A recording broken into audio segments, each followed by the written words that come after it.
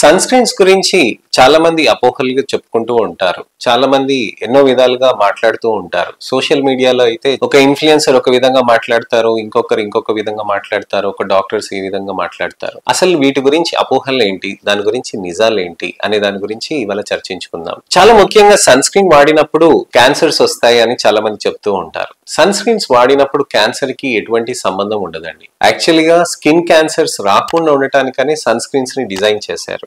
Skin cancers రాకుండా sun screen అనేది పెట్టడం వల్ల అల్ట్రా వైలెట్ రేడియేషన్ అనేది హార్మ్ఫుల్ ఎఫెక్ట్స్ అనేటివి చర్మం పైన పడకుండా ఉండటం వల్ల స్కిన్ క్యాన్సర్స్ అనేది రాకుండా ఆపుతూ ఉంటుందన్నమాట. అసలుకి ఇది సన్ స్క్రీన్ ఎక్కడ చేశారు, అసలు ఏ విధంగా చేశారు అని అంటే తెల్ల వాళ్ళ కోసమని ఎక్కువగా సన్ స్క్రీన్ అనేది వాడటం మొదలెట్టారు. ఎందుకంటే వాళ్ళలో skin cancers, acute sunburns అనేటివి ఎక్కువగా మారిపోయాయి అనమాట. సో వాటి వల్ల ఏం చేశారనంటే అంతకుముందు పెట్రోలాటం గ్రీజ్ గా సన్ స్క్రీన్స్ వాడటం, అలానే జింక్ ఆక్సైడ్ అనే వాటిని కెమికల్స్ ని యూజ్ చేయడం అనేది జరిగిందనమాట. వరల్డ్ వార్ 2 లో కూడా ఇలాంటి సందర్భాలు వచ్చినప్పుడు ఎంతో మందికి ఎన్నో ప్రాబ్లమ్స్ అవుతున్నందుకు అక్కడ వాళ్ళు చాలా మంది కెమికల్ సన్ స్క్రీన్స్ అనేది యూజ్ చేయడం మొదలెట్టారు. అలానే స్పోర్ట్స్ లో ఆడుతున్న వాళ్ళకి ఫిజికల్ సన్ స్క్రీన్స్ అనేది యూజ్ చేయడం మొదలెట్టారు అనమాట. సో ఈ విధంగా సన్ స్క్రీన్స్ వాడుతున్న వాళ్ళకి చర్మంలో బెనిఫిట్ అనేది వచ్చింది. సో స్కిన్ క్యాన్సర్స్ అనేది రాకుండా ఉండటానికని సన్ స్క్రీన్స్ వాడతారు. మధ్యలో ఒక అపోహ వచ్చిందనమాట, సన్ స్క్రీన్స్ వాడినందుకు క్యాన్సర్స్ వచ్చాయని చెప్పి. అలాంటి స్టడీస్ అన్ని ఏవి లేవండి. రీసెర్చ్ లో జరిగిన దానికి ప్రకారంగా సన్ స్క్రీన్స్ అనేది స్ప్రే అనేది చేయకూడదు. స్ప్రే చేసినప్పుడు మనం దాన్ని ఇన్హేల్ చేయకూడదు. ఇప్పుడు ఏదైనా కానీ సబ్స్టెన్స్ మనం పైన పెట్టేటప్పుడు దాన్ని ఎప్పుడైనా కానీ మింగుతామా? ఇప్పుడు పెట్రోలియం జెల్లీ ఉంది, మనకి వ్యాజిలిన్ అని ఉంటుంది. వ్యాజిలిన్ అనేది మనం చర్మం పైన పెడతాం, అది మింగుతామా? మింగం. సో అలా స్ప్రేస్ యూజ్ చేస్తే ఆ స్ప్రేస్ అనేటివి మనం పీలుస్తే దానితోటి రిస్క్ ఉండొచ్చేమో అని చెప్పి థియరీ వచ్చిందనమాట. కానీ మనం సన్ స్క్రీన్స్ అనేటివి స్ప్రే అనేది నేను ఎప్పుడు అడ్వైస్ చేయనండి. సన్ స్క్రీన్స్ అనేది చర్మం పైన పెట్టుకోవాలండి. సో స్కిన్ క్యాన్సర్స్ కి కాపాడటానికని సన్ స్క్రీన్, అలానే ఇతరత్ర క్యాన్సర్లకి సంబంధం లేకుండా ఉంటాయండి సన్ స్క్రీన్స్. సన్ స్క్రీన్ పెట్టుకున్నప్పుడు వైటమిన్ డి సింథసిస్ తగ్గుతుంది కదా సార్ అని కొంతమంది అడుగుతూ ఉంటారు, అపోహలో ఉంటారు. వైటమిన్ డి సింథసిస్ అనేది ఎంత ఎస్పీఎఫ్ సన్ స్క్రీన్ పెట్టినా గానీ వైటమిన్ డి సింథసిస్ అనేది ఆగదు. వైటమిన్ డి సింథసిస్ కి మీరు SPF 15 పెడితే 94% వరకు మనకి కవరేజ్ వస్తుంది, కానీ మిగతా ఆ 6% తోటి కూడా వైటమిన్ డి సింథసిస్ అనేది జరుగుతూ ఉంటుంది. మనకి SPF 15 తర్వాత 30 కానీ 50 SPF కానీ 100 SPF కానీ పెట్టినా కానీ మనకి సన్ ఎక్స్పోజర్ అనేది మనకి లిమిటేషన్ అవుతుంది, కానీ పూర్తిగా అది అవాయిడ్ చేయదనమాట. ఆ మిగిలిపోయిన 98% ఏదైతే ప్రొటెక్షన్ వస్తుందండి, 2% ఏదైతే సన్లైట్ మనకి చర్మం లోపలికి వెళ్తుందో ఆ 2% లోంచి కూడా వైటమిన్ డి సింథసిస్ అనేది జరుగుతూ ఉంటుంది. రెండోది ముఖ్యమైనది ఏంటంటే మనం ఫేస్ పైన, చేతి పైన, కాళ్ళ పైన మనం చూపించినప్పుడు వైటమిన్ డి సింథసిస్ అనేది అంత ఎక్కువగా ఫాస్ట్ గా జరగదండి. ఎందుకంటే అక్కడ మెలనిన్ అనేది ఎక్కువగా ఉంటుంది.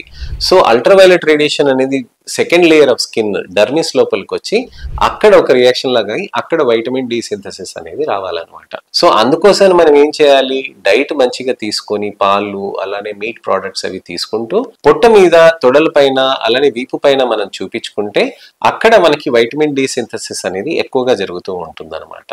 సో ఈ విధంగా మనం గమనించాల్సిన అవసరం ఉంటుంది. సన్ స్క్రీన్ పెడితే వైటమిన్ డి సింథసిస్ కి ఎటువంటి మార్పు అనేది రాదు. సో ఇది ఇంపార్టెంట్ అండి. మూడోది వచ్చేసి ఏంటంటే SPF 100 పెడితే నాకు చాలా బెటర్, SPF 50 కంటే చాలా బెటర్ అని చాలా మంది అపోహలో ఉంటారు. SPF 15 పైన మనకి చర్మం పైన మనకి ఇండియన్ స్కిన్ లో సరిపోతుందండి. SPF 15 పెట్టుకుంటే మనకి చర్మంలో చాలా మంచి రిజల్ట్స్ వస్తాయి. కాకపోతే అల్ట్రావైలెట్ రేడియేషన్ అనేది ఎక్కువగా ఉన్నప్పుడు అప్పుడు SPF 15 అనేది సరిపోదు. అలాంటప్పుడే SPF 30, SPF 50 అనేది పెట్టుకోవాల్సిన అవసరం ఉంటుంది. కానీ SPF 50 అనేది ఎక్కువ జిడ్డుగా కూడా ఉంటుంది అనమాట. అప్పుడే ట్యానింగ్ కి దారి తీస్తూ ఉంటుంది.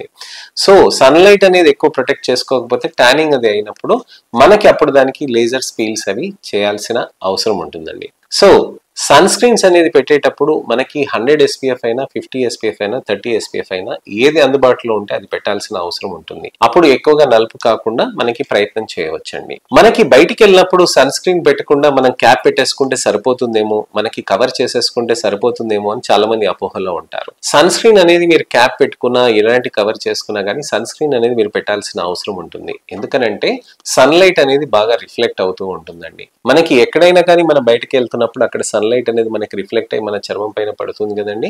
అందుకోసమనే ఇది ఈ విధంగా మారిపోతూ ఉంటుంది అనమాట. సో సన్లైట్ అనేది మనకి ఎప్పుడెప్పుడు ఇది అవుతుంది అని అంటే క్లౌడీ డేస్ ఉన్నా కానీ, అంటే మీకు వర్షాలు పడుతున్నా లేకపోతే తుఫాన్లు వచ్చినా ఏది ఉన్నా కానీ మీకు ఎండ అనేది ఉంటుందండి. అందుకోసం మీరు గమనించండి, మీరు వాన పడుతున్నప్పుడు ఇంకా బయట ఆడుతున్నా కానీ, బయట తిరుగుతున్నా కానీ తడిగా ఉన్న చర్మం పైన ఇంకా అల్ట్రావైలెట్ రేడియేషన్ పడటం తోటి ఇంకా విధంగా మనకి చర్మంలో నలుపు అనేది వచ్చేస్తూ ఉంటుంది. సో నలుపు రాకుండా ఉండటానికని సన్ స్క్రీన్స్ అనేటివి హెల్ప్ చేస్తాయండి. స్విమ్మింగ్ పూల్ లో దిగినా మనకి సన్ స్క్రీన్ వాడాల్సిన అవసరం లేదు, నీళ్ళల్లో ఉంటాం కదా అని ఆలోచిస్తూ ఉంటారు. నీళ్ళల్లో తడి తగిలినాక మీరు ఇంకా ఎండకి ఎక్స్పోజ్ అవుతే ఇంకెక్కువ నలుపు అనేది వచ్చేది జరుగుతూ ఉంటుందండి. సో చాలా ముఖ్యంగా మనకి ఈ విధంగా మనం మార్పులు అనేటివి చేసుకోవాలండి. సో సన్ స్క్రీన్స్ అనేటివి చాలా సేఫ్ గా ఉంటాయండి. ఇంకేమైనా అపోహలు ఉన్నా మీరు కామెంట్ సెక్షన్ లో పెట్టండి, దానికి తగ్గట్టుగా నేను మీకు వీడియో రిప్లై అనేది చేస్తాను. నా ఛానల్ ని సబ్స్క్రైబ్ చేసుకోండి. నా వీడియోస్ ని దయచేసి లైక్ చేసి షేర్ చేయండి. మీ మిత్రులకి, శ్రేయోభిలాషులకి, చుట్టాలకి, ఎవరికైనా సరే నా ఈ అవేర్నెస్ క్యాంపెయిన్ లో మీరు పాల్పంచుకుంటూ వాళ్ళకి షేర్ చేస్తారని ఆశిస్తున్నాను.